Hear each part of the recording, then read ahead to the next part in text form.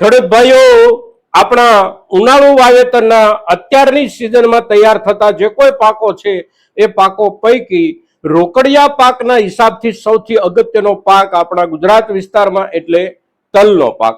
તલનો પાક મોટા ભાગના ખેડૂતો પાસે કાં તો તૈયાર થઈ ગયો છે ખેતરમાં, અગર તો ખળું પણ લેવાઈ ગયું હોય કેટલાક ખેડૂતોને, અને આગોતરા વાવેતરનો માલ આપણો બજારમાં વેચાવા જઈ રહ્યો છે. છેલ્લા લગભગ 3 અઠવાડિયાથી શરૂઆત થઈ ગઈ છે માર્કેટમાં આપણા માલના જવાની.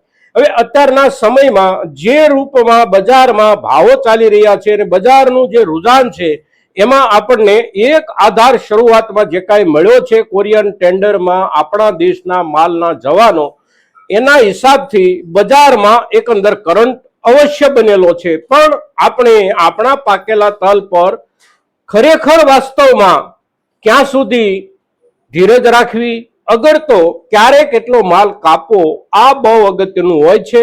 અને તેથી આજે આપણે જે ચર્ચા કરીએ છીએ એ ચર્ચા આપણે આપણા તલના પાકના બજારને આગામી સમયના હિસાબથી સમજવાનો પ્રયાસ કરીએ છીએ અને એના આધારે આપણે આપણા માલનો નિર્ણય કરી શકીએ. એ માટેની ખૂબ અગત્યની આપણી આજની આ ચર્ચામાં આપ સૌ દર્શક મિત્રો અવશ્ય બન્યા રહેજો. નમસ્કાર ખેડૂત મિત્રો, જય કિસાન જય ભારત. ખેડૂત ભાઈઓ, આપણો સફેદ તલનો મોટા ભાગનો પાક કાં તો તૈયાર થઈ ગયો છે અને કાં તો આપણા ઘર સુધી પહોંચી ગયો છે. કાળા તલનો જે પાક છે એની આવવાની હવે શરૂઆત થઈ છે, કારણ કે સફેદ તલની સરખામણીમાં કાળા તલનો પાકવાનો સમયગાળો થોડોક વધારે હોય છે, એટલે કે લગભગ 3 અઠવાડિયા જેટલો વધારે સમય લાગતો હોય છે કાળા તલને પાકવા માટે. અને એની ચર્ચા આપણે તલની વાવણીના સમયમાં કરી ગયા છીએ કે કયા તલ કેટલા દિવસે પાકી અને આપણા ઘર સુધી આવતા હોય છે.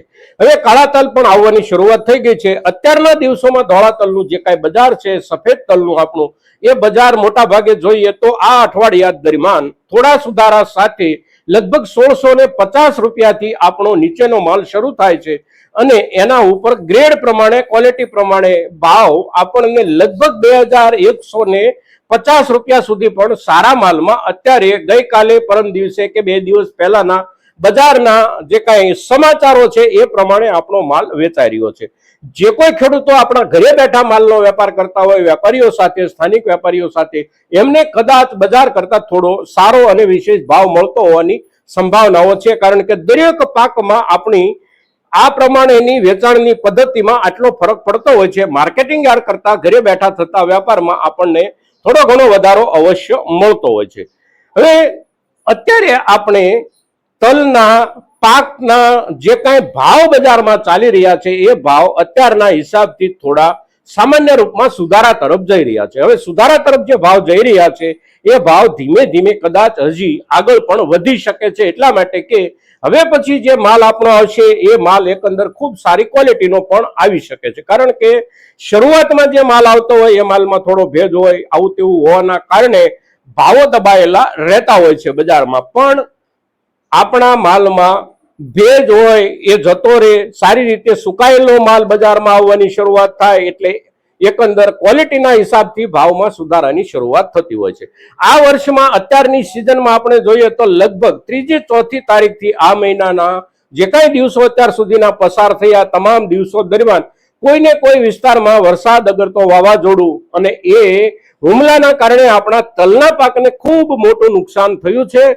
કેટલાક ખેડૂતોને તો સંપૂર્ણપણે પોતાનો પાક ધોવાઈ ગયો હોય આવી પરિસ્થિતિનો પણ સામનો કરવાનો આવ્યો છે આ વર્ષમાં. પણ જે ખેડૂતોનો માલ બચી ગયો છે એ ખેડૂતોને બજારમાં થોડો ઘણો લાભ એક બાજુથી મળવાની શક્યતા જે છે એ છે કે આપણા ખેતરમાં પાકને જે નુકસાન થયું છે એના કારણે ઉત્પાદન ઘટવાની સંભાવનાઓને લઈને પણ સારા માલમાં ભાવની શક્યતાઓ બને છે. સાથે સાથે આ વર્ષે સિઝનની શરૂઆતથી જ વિદેશ વેપાર શરૂ થયો છે અને વિદેશ વેપારના આધારથી બજાર અત્યારે ઠીક પ્રમાણમાં જળવાઈ રહેલું છે. પણ આગામી સમયમાં આપણે અપેક્ષા રાખી શકીએ કે દુનિયાના દેશો આપણી પાસેથી પૂરતા જથ્થામાં માલ ખરીદે, સારા ભાવથી માલ ખરીદે, પણ આ બધું બનવાની શક્યતાઓ જેટલી હોય છે એટલી જ કેટલાક સમય માટે એ અટકી જવાની પણ શક્યતાઓ હોય છે.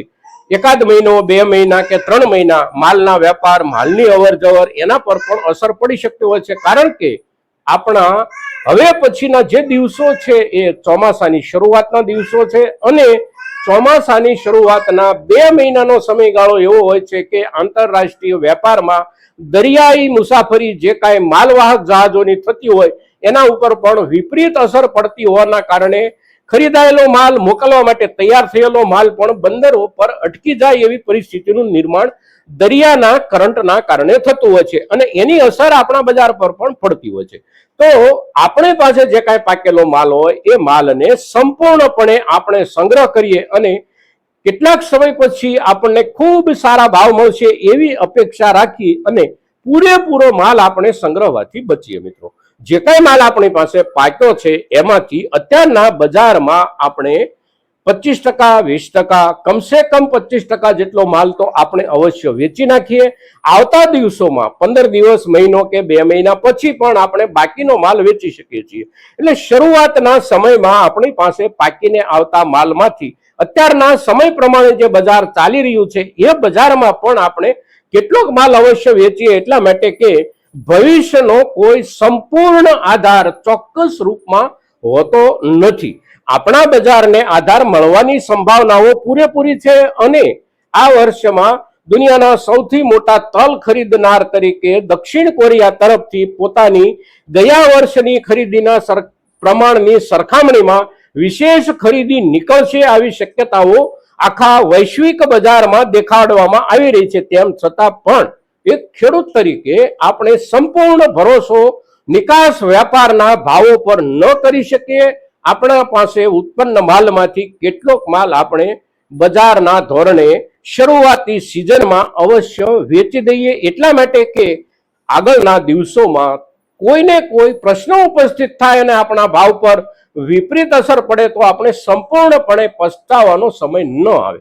અને તેથી તલના બજાર પાસે આ વર્ષમાં આપણે સારામાં સારી અપેક્ષા રાખી શકીએ એવી અત્યારે શરૂઆત છે અને સારામાં સારી અપેક્ષા રાખવાનો આપણને ખેડૂત તરીકે હક પણ છે, કારણ કે આપણે ખૂબ પ્રયાસો અને ખૂબ મહેનત કરીને માલ આપણો પકવેલો હોય છે. તો અપેક્ષા અવશ્ય રાખીએ, પણ સાથે સાથે સાવધાની પણ વર્તીએ અને સાવધાનીનો એક અર્થ બજારના રૂપમાં એ છે કે આપણો કેટલોક માલ આપણે સમયે સમયે કાપતા રહીએ. મિત્રો, કાળા તલનો મુદ્દો છે તો કાળા તલમાં એકંદર નિકાસ વેપારો કદાચ બહુ ઓછા થઈ શકે, પણ કાળા તલમાં ઉત્પાદન જ ખૂબ ઓછું રહેવાની સંભાવનાઓ છે આ વર્ષે અને ઓછા ઉત્પાદનની અસર બજાર ભાવ પર આપણને અવશ્ય જોવા મળશે. સારી ક્વોલિટીમાં ઠીક પ્રમાણમાં ભાવ વિતેલા વર્ષ દરમિયાન આપણને મળ્યા છે અને ત્યાં સુધી ભાવો પહોંચી જાય એવી અપેક્ષા આપણે રાખી અને અત્યારે આપણા માલને આપણે સારી રીતે 5-15 દિવસ માટે સંગ્રહિત પણ રાખી શકીએ છીએ કાળા તલમાં.